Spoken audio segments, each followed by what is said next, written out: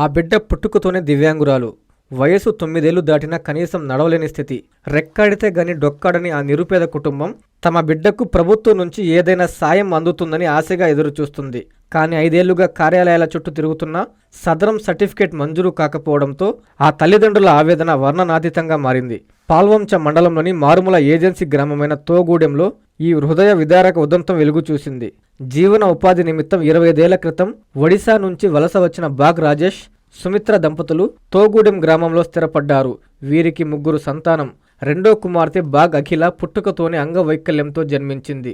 పాప స్వయంగా కూర్చోవాలన్నా, భోజనం చేయాలన్నా మరొకరి సాయం తప్పనిసరి. రోజూ కూలి పనికి వెళ్తేనే ఇల్లు గడిచే ఆ దంపతులకు పాపను చూసుకునేందుకు ఒకరు ఇంట్లోనే ఉండాల్సి వస్తుంది. దీంతో ఆర్థికంగా మరింత చితికిపోతున్నారు. అంతేకాదు ఆ పాప తండ్రికి ఒక చెయ్యి పూర్తిగా పనిచేయని దుస్థితి. తమ బిడ్డకు దివ్యాంగ సర్టిఫికేట్ ఇప్పించి ప్రభుత్వం ద్వారా పెన్షన్ లేదా ఏదైనా సాయం అందించాలని ఆ తల్లిదండ్రులు గత 5 సంవత్సరాలుగా సదరం క్యాంపుల చుట్టూ, ప్రభుత్వ కార్యాలయాల చుట్టూ తిరుగుతున్నారు. గ్రామ సచివాలయ అధికారులు, సర్పంచ్ దృష్టికి తీసుకెళ్లినా ఫలితం లేకుండా పోయింది. జిల్లా కలెక్టర్ ప్రత్యేక చొరవ తీసుకుని తమ బిడ్డకు సదరం సర్టిఫికేట్ మంజూరు అయ్యేలా చూడాలని, పెన్షన్ సౌకర్యం కల్పించి తమ కుటుంబాన్ని ఆదుకోవాలని ఆ దివ్యాంగ చిన్నారి తల్లిదండ్రులు వేడుకుంటున్నారు.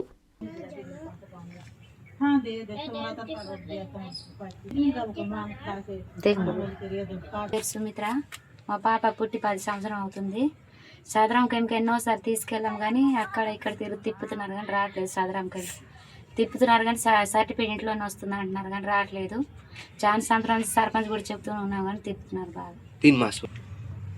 మా ఇంట్లో కూడా బాగలేదు, మా ఆయన కూడా కొంచెం చేయి బాగలేదు. పాపకు కూడా పిచ్చిని కొంచెం రావడానికి సహాయం చేయండి. మేము వచ్చి ఇక్కడ చాలా సంవత్సరం 40-30 సంవత్సరం అవుతుంది.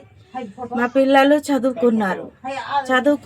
పిల్లలకి ఇంకా ఇంటర్ దాకా చదివి ఆపైపోతుంది. మేము చదవటానికి పంపిస్తాం పై చదువుకి అంటే ఇప్పుడు మీకు క్యాస్ట్ ఉండాలి అమ్మా అని చెప్తున్నారు చాలా మంది.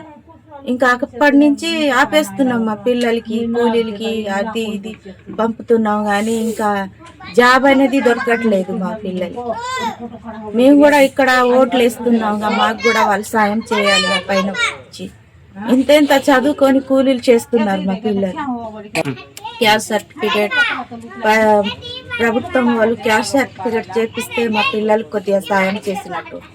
ఎవరు పట్టించుకోవట్లేదు సార్. సర్పంచ్ వాళ్ళకి కూడా అడిగినా వాళ్ళు ఏమంటున్నారంటే మీరేంటోళ్ళు అది ఇది అంటున్నారు. ఓట్లు తీసుకున్న వారికే వాళ్ళు, ఓట్లు అయిపోయిన తర్వాత ఇంకా మాకు ఎవరు పట్టించుకోవట్లేదు. అంతే సార్ మా బాధ.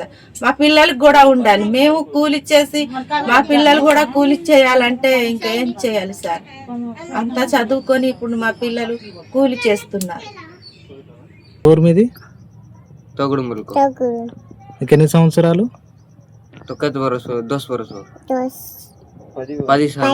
10 సంవత్సరాల.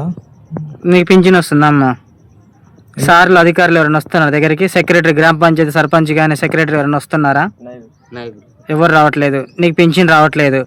నేను మొత్తం మమ్మీ వాళ్ళు డాడీ వాళ్ళు చూసుకుంటున్నారు, అమ్మ నాన్న వాళ్ళే.